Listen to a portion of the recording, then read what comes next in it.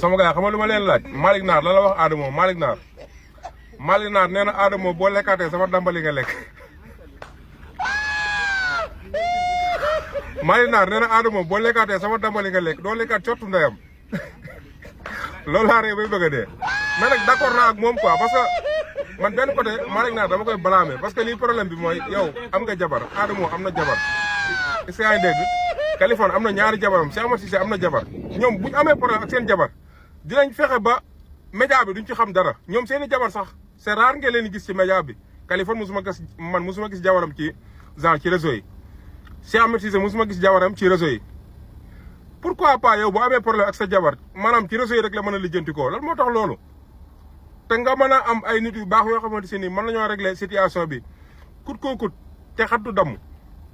mais am na ñoo xamante si ni yow yaa leen xas ba taamal comp am na ñoo xamante si ni buñ demee ba lekkatuñ lu ñu yor ci yow mën nañ ko weer billaahi te loolu noonu yow la yaa ko teg sa bopp nit ki boo koy jox di ko dundal nga dem ba yàgg li nga ko doon jox nga bëgg ko annulé su boobaa yaa indi ñaawoo sa diggante yow ak moom tamit boo amatee problème ak sa jabar toogal nga wéet nga xool ay nit yu baax ñu régler situation bi